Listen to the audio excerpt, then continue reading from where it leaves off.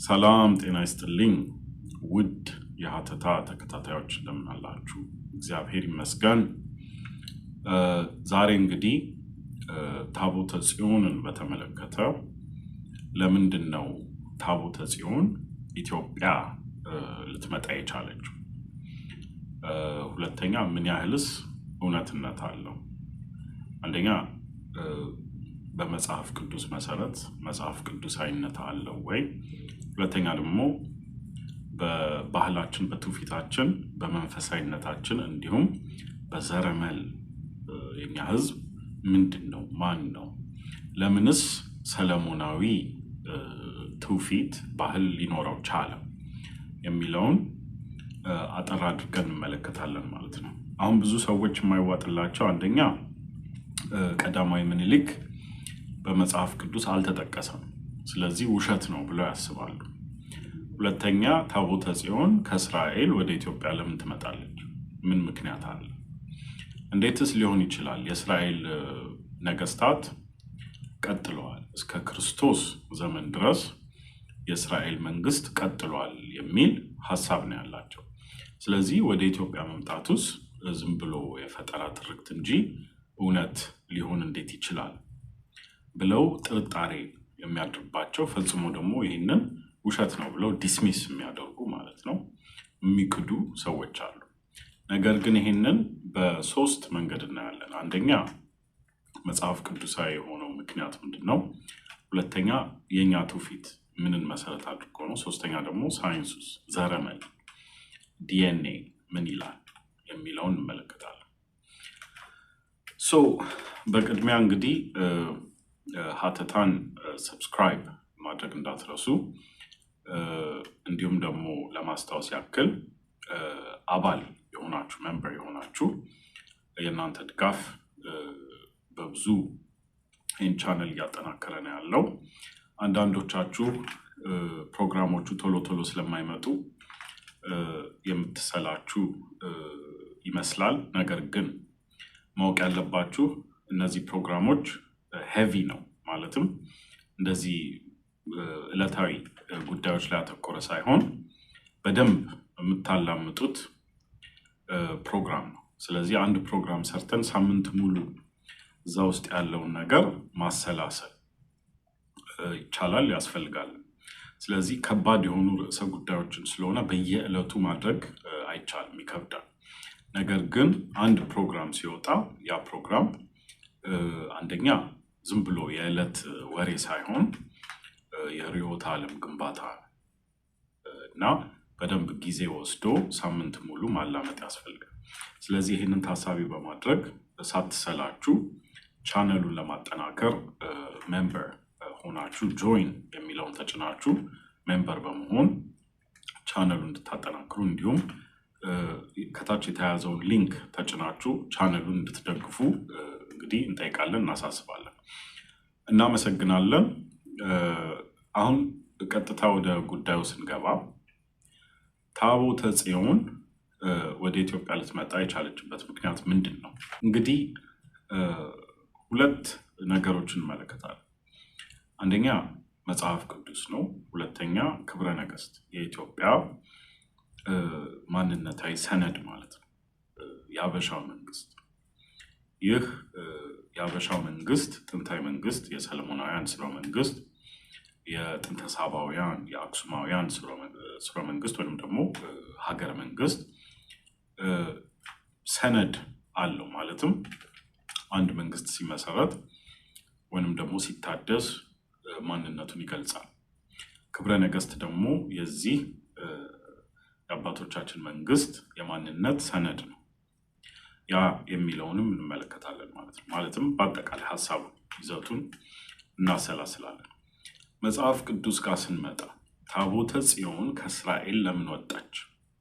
ከእስራኤል ከጥንታዊቷ የእስራኤል መንግስት የነ ንጉስ ዳዊት የነ ንጉስ ሰለሞን መንግስት ማለት ነው የሚለውን እንመልከት። አጠር አድርገን ስናየው መጀመሪያ ታቦተ ጽዮን እንዴት ልትመጣ ቻለች? እንዴት ተፈጠረች? ማለትም ታቦቱ ለምን ተሰራ የሚለውን ስናይ ነቢዩ ሙሴ ከግብፅ እስራኤላውያንን የጥንት እስራኤላውያንን ከባርነት ነፃ አውጥቶ ከፈርዖን ማለት ነው ነፃ አውጥቶ ፈጣሪ ቀይ ባህርን ከፍሎ እስራኤላውያንን መልሷቸዋል ማለት ነው። ቃል ወደ ተገባው ምድር ወደ ከነዓን ምድር ማለት ነው መልሷቸዋል። ከዛም በኋላ ከተመለሱ በኋላ የመሳፍንት ዘመን ጃጅስ የሚባሉት ከነ ነቢዩ ኢያሱ ጀምሮ ያለ ነው። ኋላ እስከ ንጉስ ዳዊት ዘመን ድረስ እስከ ሳውል ድረስ ማለት ነው። ይህን ሁሉ ጊዜ እስራኤላውያን ታቦተ ጽዮንን ይዘው ነው እንግዲህ በድንኳን አድርገው ገና ቤተ መቅደሱ አልተሰራም። ቤተ መቅደሱ በንጉስ ሰለሞን ነው የሚሰራው። ስለዚህ ከፍልስጤሞች ጋር ሲዋጉ የዛሬዎቹ ፍልስጤሞች ሳይሆኑ ፍልስቲንዝ የሚባሉ የጥንቶቹ ፍልስጤሞች የነ ጎልያድ ሰዎች ከነሱ ጋር ሁሉ ሲዋጉ ታቦተ ጽዮንን ይዘው ነበረ ማለት ነው። በኋላ ግን የእስራኤል ንጉሳዊ መንግስት ሲመሰረት እንግዲህ በዋናነት የምናነሳው ንጉስ ዳዊትን ከሳውል በኋላ ንጉስ ዳዊት ይቀባል ማለት ነው። ይቀባል መሲህ የሚለው ቃል የተቀባ ማለት ነው። ኋላም ክርስቶስ የንጉስ ዳዊት ስር ነው ማለትም ሀረጉ በስጋ ሀረጉ የሚመዘዘው ከንጉስ ዳዊት ነው። ሆኖም ግን በንጉስ ዳዊት 12ቱ የእስራኤል ነገዶች ሁሉ የተካተቱበት የእስራኤል ንጉሳዊ መንግስት ነበር። ይህ መንግስት በንጉስ ዳዊት ዘመን ነበረ። ንጉስ ዳዊት ቤተ መቅደሱን አልገነባም።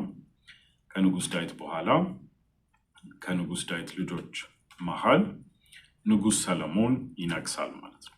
ከንጉስ ዳዊት በኋላ በንጉስ ሰለሞን ዘመን ታላቅ መንግስት ነው እንግዲህ የዳዊት መንግስት ነው፣ የእስራኤል መንግስት ነው። ዩኒፋይድ ኪንግደም ኦፍ እስራኤል የሚባለው ሁሉንም ነገዶች ያቀፈው 12ቱንም ነገዶች ያቀፈው የእስራኤል መንግስት ማለት ነው።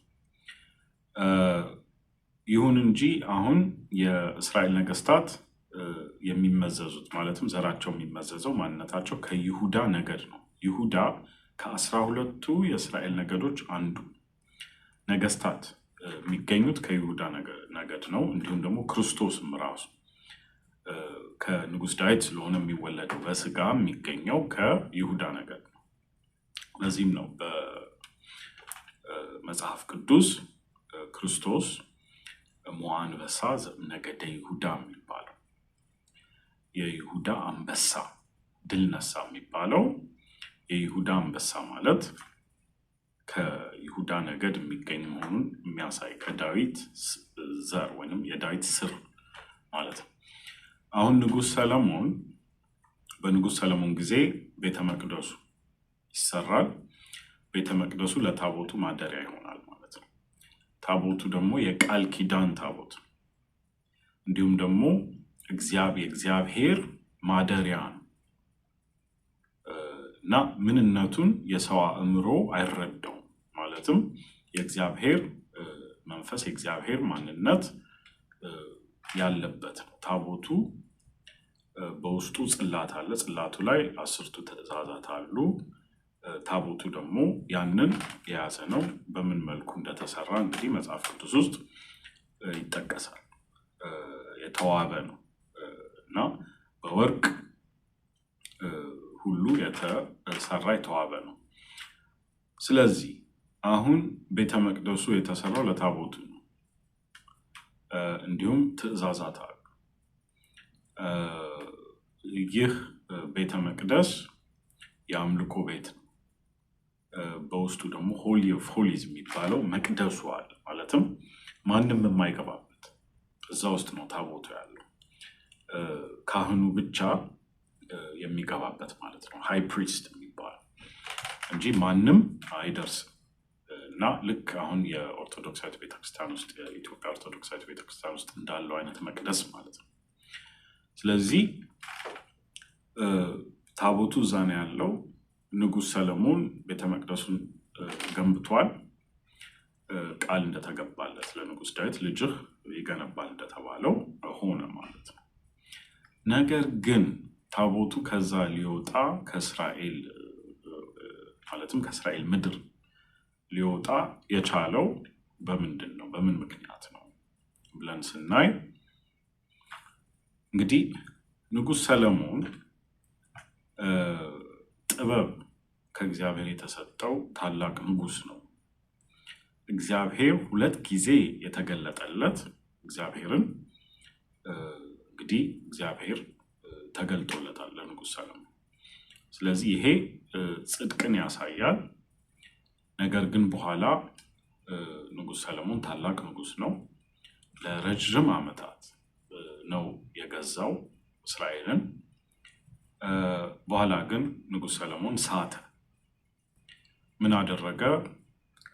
አንደኛ ከ10ቱ ትእዛዛት 2ቱን ትእዛዛት ጣሰ። በ2ቱ ትእዛዛት መሰረት በድሏል።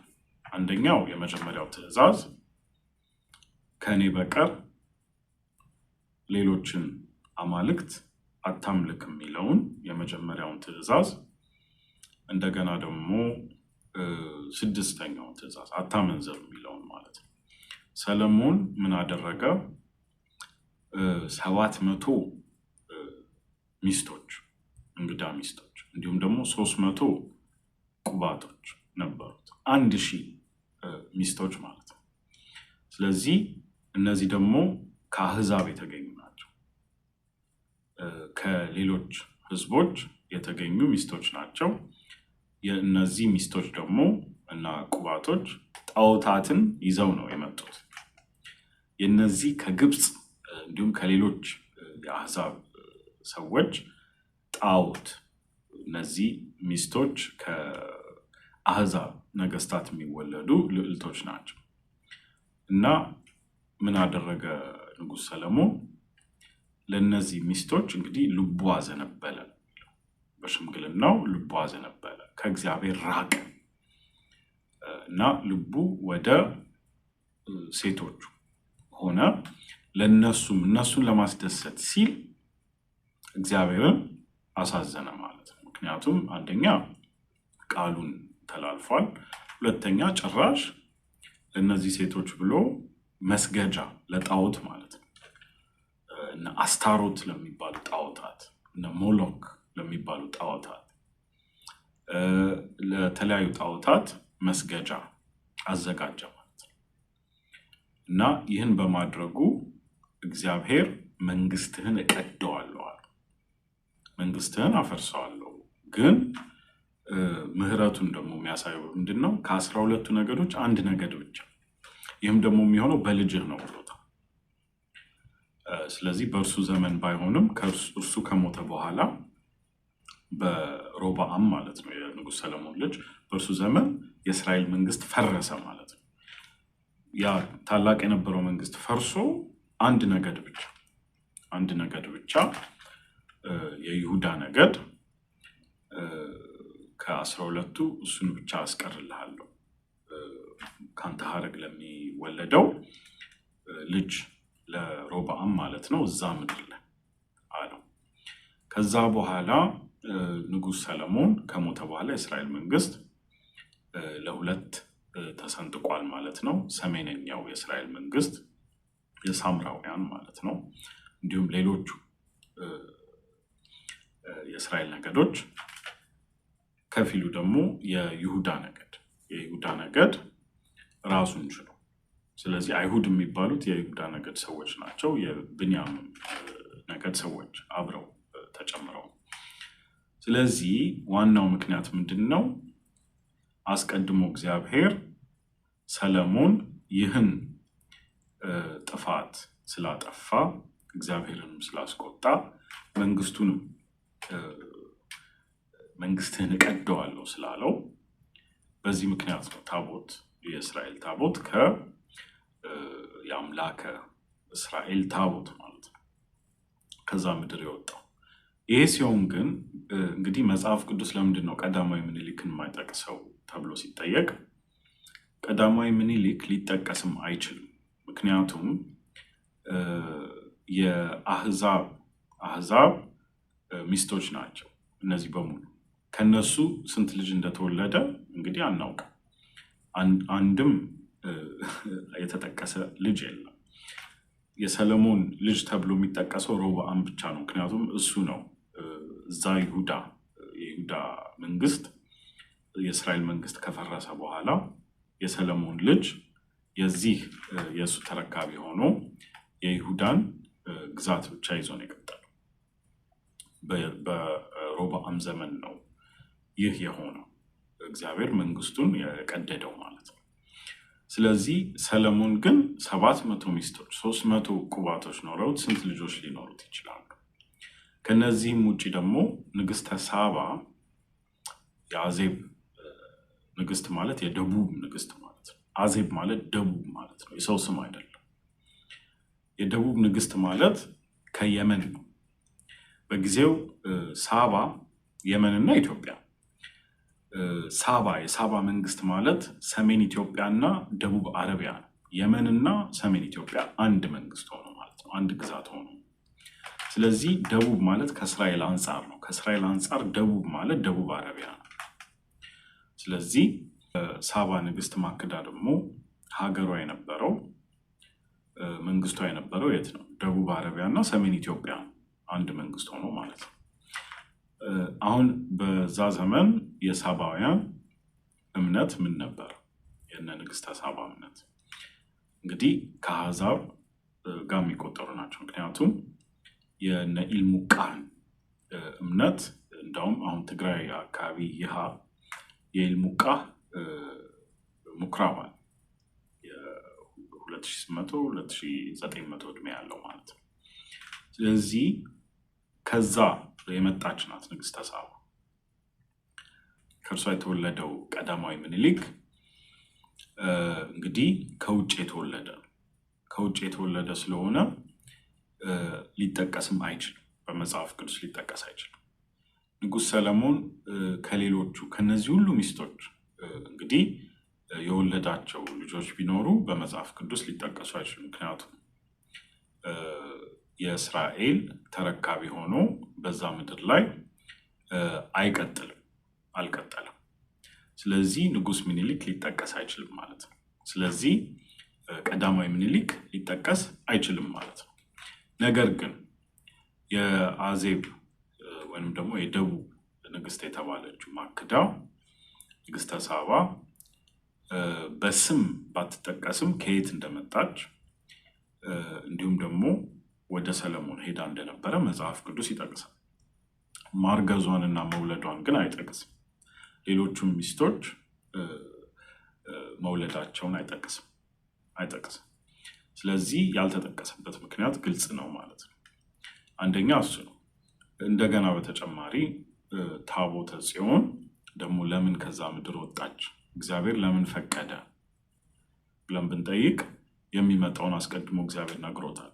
ንጉሥ ሰለሞንን እኮ መንግስትህን እቀደዋለሁ ብሎታል። ስለዚህ ይህ መሆኑ ስለማይቀር አሦራውያን ከዛ ያንን ምድር ወረው የእስራኤልን ሕዝብ ያጠፉታል፣ ይበትኑታል። የሰሜነኛውን የእስራኤል ሕዝብ ያን ሁሉ 11 የሚሆኑት ነገዶች እኮ ይበትኗቸዋል፣ ዲፖርት ያደርጓቸዋል።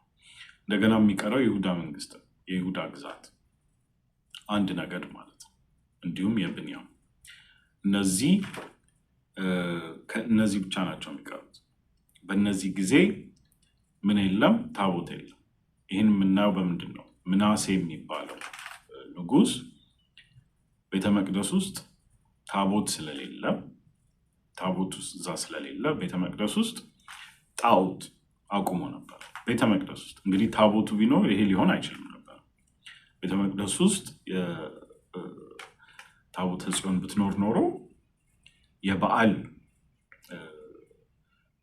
ጣዖት እዛ ቤተ መቅደስ ውስጥ ሊቀመጥ አይችልም ነበር።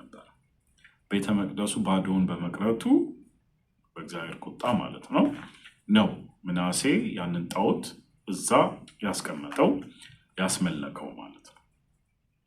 ስለዚህ እግዚአብሔር ይህ ከመሆኑ በፊት ታላቁ የእስራኤል መንግስት የንጉስ ዳዊት የንጉስ ሰለሞን መንግስት ለሁለት ከመሰንጠቁ ከመቀደዱ በፊት ታቦቱን አሽሽቶታል። ወዴት ነው ያሻሸው? ወደ ደቡብ። ወዴት? ወደ ኢትዮጵያ። በጊዜው የሳባ መንግስት ኢትዮጵያና የመንን አንድ አድርጎ ይገዛ የነበረው። ስለዚህ የንጉስ ሰለሞን ልጅ ቀዳማዊ ምኒልክ ብቻውን አይደለም የሄደው።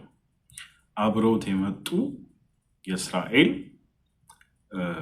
ጥንታዊት የጥንተ እስራኤል እስራኤላውያን እንግዲህ ይሄ በክብረ ነገስቱም በእኛ ትውፊትና ባህል መሰረት።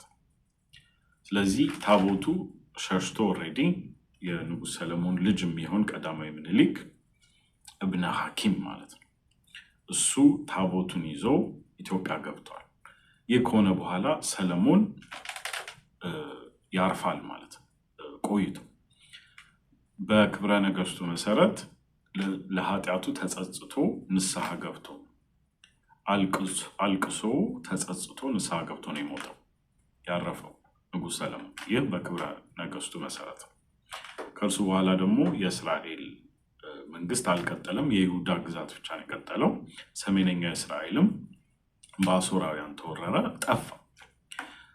ከዛ በኋላም የደቡባዊ ደግሞ የይሁዳ ግዛት ትንሽ ቆይቶ በባቢሎናውያን ተወረረ።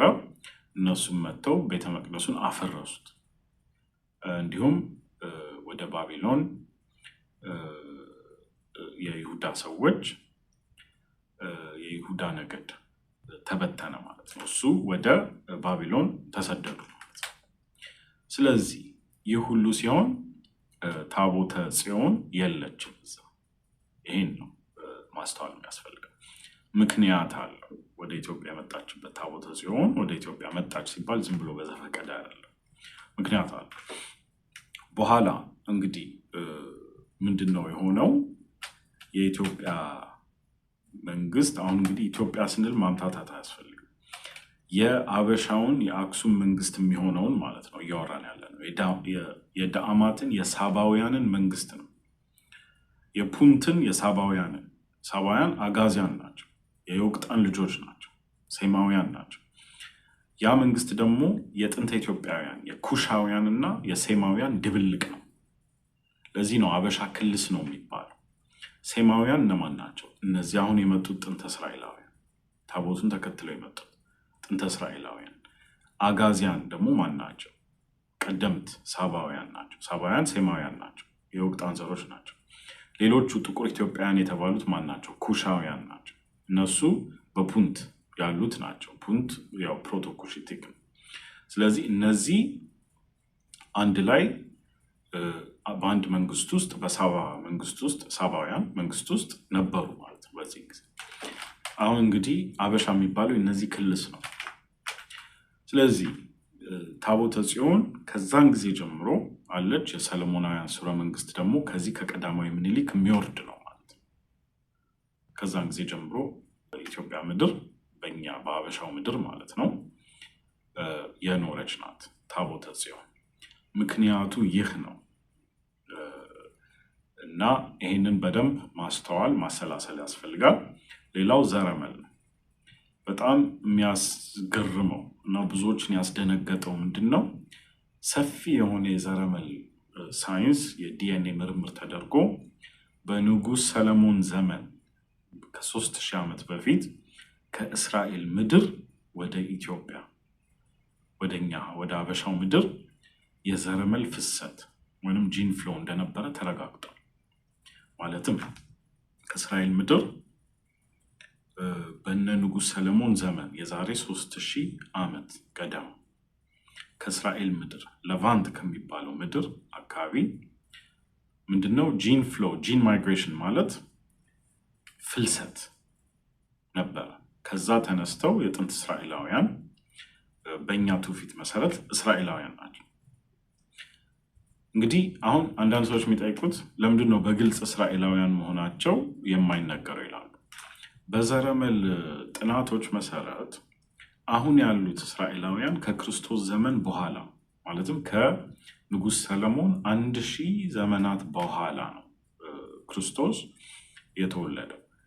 ከክርስቶስ ዘመን በኋላ የተሰደዱት ናቸው። ከክርስቶስ ዘመን በኋላ ወደ ዓለም የተበተኑት ሁለተኛው ቤተ መቅደስ ከፈረሰ በኋላ ማለት ነው። ከክርስቶስ ስቅለት እና ክርስቶስ ተሰቅሎ በስጋ ሞቱ፣ ከዛ ከሞት ተነስቶ አርጎ ማለት ነው በክርስትና እምነት መሰረት። ከዛ በኋላ ነው ቤተ መቅደሱ ሁለተኛው ቤተ መቅደስ የፈረሰው። የመጀመሪያው ቤተ መቅደስ በባቢሎናውያን የፈረሰው የሰለሞን ቤተ መቅደስ። ከዛ በኋላ ከባቢሎን ተመልሰው መጥተው የይሁዳ ሰዎች አይሁድ፣ የጥንት አይሁድ ማለት ነው ሁለተኛው ቤተ መቅደስ ሰርተዋል።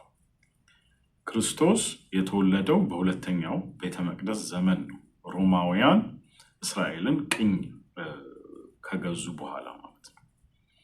ስለዚህ ከንጉሥ ሰለሞን ዘመን በኋላ የጦርነት ዘመናት ናቸው ከአሦራውያን ጋር ከባቢሎናውያን ጋር፣ እንዲሁም ደግሞ መቃቢያን፣ እንዲሁም ይሄ ሐዝሞኒያን የሚባለው ስርወ መንግስት ማለት ነው ከዛ በኋላ የመጣ ነው። በክርስቶስ ዘመን ደግሞ ሮማውያን አካባቢውን ቅኝ ገዝተውት ነበር። ስለዚህ እንግዲህ ሃድሪያኑስ የሚባል ወይም ሄድሪያን የሚባለው የሮም ንጉስ ነው ሁለተኛው ቤተ መቅደስ ያፈረሰው። ከዛ አይሁድን ወደ 500,000 የሚሆኑትን ገሏል። ከዛ የተቀሩትን በትኗል።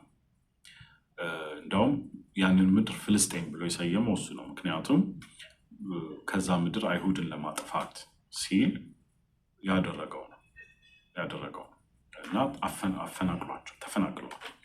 ስለዚህ የመፈናቀል ዘመናት ናቸው፣ የጦርነት የመፈናቀል ዘመናት ናቸው እነዚህ። ስለዚህ አሁን በዘረመል የእስራኤል ምንድነው ጄኔሪክ ማርከርስ የሚባሉት ወይም በዘረመል የእስራኤል ዘሮች ሲባሉ እነማን ናቸው ሲባል በክርስቶስ ዘመን የነበሩት እስራኤላውያን ከዛ የተበተኑት የነሱ አሁን ወደ አውሮፓ የሄዱት አሽከናዚ የሚባሉት ናቸው። እዛው መካከለኛው ምስራቅ ውስጥ የተበታተኑት እነሱ ምስራቃዊ ወይም ደግሞ ምዝራሂ የሚባሉት ናቸው ወዘተ ወዘተ። አሁን ግን ወደ የአበሻን ዘር ስንመለከት በዛን ዘመን ሳይሆን ከዛ በፊት በንጉሥ ሰለሞን ዘመን ነው። ስለዚህ ብሮድ ነው ዘረመሉ ማለት ነው። ከዛው አካባቢ እንደሆነ ከሌቫንት እንደሆነ ወይም ደግሞ ከእስራኤል ምድር ከከነአን ምድር እንደሆነ የተረጋገጠ ነገር ነው።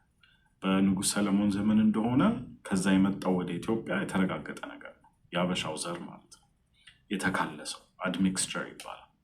ከማጋን የተካለሰው ከጥንታዊ ኢትዮጵያውያን ጋር ጥንታ ኢትዮጵያውያን ጋር ከ3000 ዓመት በፊት ማለት ነው አድሚክስ ያደረገ የተካለሰ ነው። አሁን ይሄ ከየት የመጣ ነው? ከሌቫንት ከእስራኤል ምድር የመጣ ነው። መቼ? በሰለሞን ዘመን። ስለዚህ ይሄ ሳይንስ የአበሻውን የክብረ ነገስት ትርክት ይደግፋል ማለት ነው፣ ትክክል መሆኑን ያረጋግጣል። ስለዚህ በንጉሥ ሰለሞን ዘመን ከዛ ምድር ወደ ኢትዮጵያ የገቡ የፈለሱ የጥንት እስራኤላውያን አሉ። አሁን የአበሻው ዘረመል የሚያሳየው ምንድን ነው? አበሻ ግማሽ በግማሽ ከ50 እስከ 60% ድረስ የነዚህ ከሌቫንት የፈለሱ የጥንት እስራኤላውያን እንዲሁም የሳባውያን ሚድል ኢስት ዘር እንደሆነ ያሳያል ማለት ነው። አሁን ይሄ ለምንድን ነው የሚጠቅመው? እውነትነቱን ስለሚያሳየን የመጽሐፍ ቅዱሱንም እውነታ የክብረ ነገስቱን እውነታ የአበሻውን ትውፊትና ትርክትና ባህል እውነታ ያረጋገጠና የሚያሳይ ስለሆነ ነው የሚጠቅመው እና ይሄ ነው። ስለዚህ ይሄንን በደንብ መገንዘብ ያስፈልጋል። አሁን የሲአይኤ ዶኪመንቱ ወይም ሰነድ የወጣው ምንድን ነው? አንዳንድ ሰዎች ግራ የተጋቡት አንደኛ ሪሞት ቪዊንግ ምንድን ነው? ሪሞት ቪዊንግ ጤነኛ ነገር አይደለም። ስለዚህ ይህን ማንም አይክድም። ግን እውነታ ባይኖረው ማለትም ተጨባጭ ነገር ባይኖረው ኖሮ በሴንትራል ኢንተሊጀንስ ኤጀንሲ ሰነድ ላይ አይሰፍርም ነበር። ምንድነው የተጠቀሙትን ሜተድ ወይም ደግሞ ዘዴ ተጠቅመው የት አካባቢ እንደሆነ ያለው ታቦቱ ማየት ችለዋል የሚል ነው፣ ማወቅ ችለዋል። ነገር ግን እዛ ዝርዝሩ ላይ የሚለው ምንድን ነው? አንደኛ ታቦቱ የሚጠበቀው መንፈሳዊ በሆኑ ኃይሎች ወይም መላእካዊ በሆኑ ማለት ነው ኤንቲቲዝ ነው የሚለው። አንደኛ እሱ ይሄ ብዙዎችን ሊያስደነግጥ ይገባል። ሁለተኛው ነገር ደግሞ ምንድን ነው? አካባቢው ላይ ያለውን ነገር ይጠቅሳል። ሰዎቹ አረብኛ የሚመስል ቋንቋ የሚናገሩ ናቸው። አረቢክ ላይክ። ይሄ ሊሆን የሚችለው ምንድን ነው? ግዕዝ፣ ትግርኛ፣ አማርኛ እነዚህ የአረብኛ የዕብራይስጥ ዘር ናቸው። እነዚህ ልሳናት የአረብኛ የዕብራይስጥ ሴማዊ የዛ ዝርያ የሆኑ ሴማዊ ልሳናት ናቸው። አማርኛ፣ ግዕዝ፣ ትግርኛ። ስለዚህ አንደኛ ይሄ ነው። ሁለተኛ መስጊድ የሚመስል ዶም ያለበት ነው። ዶም ማለት ክብ የሆነ ያለበት ማለት ነው። የኛ አብያተ ክርስቲያናት በተለይ ደግሞ እዛ አክሱም ጽዮን አካባቢ የሆነ ጃንሆይ ያሰሩት በቦታው የአክሱም ጽዮን አብያተ ክርስቲያናቱ እንደዛ ናቸው። አልባሳቱን ስናይ ነጭ የሚለብሱ ናቸው። ያው ጥምጣም የሚያደርጉ ናቸው። ስለዚህ በቀጥታ ሪፖርቶቹ ኢትዮጵያ ነው ያለው ብለው በኮንፊደንስ የተናገሩት ይሄንን አስተውለው ነው። በተጨማሪ ሚድል ኢስት የሚለው ነው። እንግዲህ ሰው የማይረዳው ምንድን ነው? ኢትዮጵያ አፍሪካ ውስጥ ትሁን እንጂ አንደኛ በ20ኛው ክፍለ ዘመን ሚድል ኢስት ውስጥ አብራ የምትጠቀስ ናት ኢትዮጵያ። የአሜሪካና የእንግሊዝ ሴንሰስ በ20ኛው ክፍለ ዘመን በ1950ዎቹ፣ 60ዎቹ፣ 70ዎቹ ወዘተ ኢትዮጵያን የመካከለኛው ምስራቅ ወይም ሚድል ኢስት አገር አድርጎ ነው የሚጠቅሰው የሚቆጥረው። ሁለተኛ ህዝቡ ደግሞ ማንነቱ ከመካከለኛው ምስራቅ ጋር አብሮ የተሳሰረ ስለሆነ ነው ያ ይሆን። አፍሪካ ውስጥ መካከለኛው ምስራቅ ማለት ሪጅን ነው፣ አካባቢ ነው እንጂ መካከለኛው ምስራቅ አህጉር አይደለም። መካከለኛው ምስራቅ ምዕራብ እስያን እና ሰሜን ምስራቅ አፍሪካን ያጠቃልላል። ይህን ማወቅ ያስፈልጋል። አሁን ዘመናችን ላይ ግን ኢትዮጵያ የአፍሪካ ፖለቲክስ የምታቀነቅን በመሆኗ ነው ምስራቅ አፍሪካ ተብሎ ወይንም ደግሞ ሰብሳሃራን አፍሪካ፣ ጥቁር አፍሪካ በሚል መደብ ውስጥ ያለችው ማለት ነው። የኛ ህዝብ ግን ምንድነው? ህዝባችን ከሁለቱ የተካለሰ የሰሜን ምስራቅ አፍሪካ እና የመካከለኛው ምስራቅ ማንነት ያለው። ስለዚህ ይሄ በዚህ መልኩ ሊታይ የሚገባው ነው። እንግዲህ ይሄን ይመስላል። ይሄንን ኢንፎርሜሽን ወይንም መልእክት በደንብ እንድታስተውሉ እንድታሰላስሉ ጋብዛችኋለሁ። ሀተታን መደገፍ እንዳትረሱ። ጆይን የሚለውን ተጭናችሁ አባል በመሆን እንዲሁም ከታች የተያዘውን ሊንክ በመጫን ሀተታን በቀጥታ እንድትደግፉ እንጋብዛችኋለን። እናመሰግናለን። ተመልሰን እስከምንገናኝ ድረስ ደህና ሁኑ።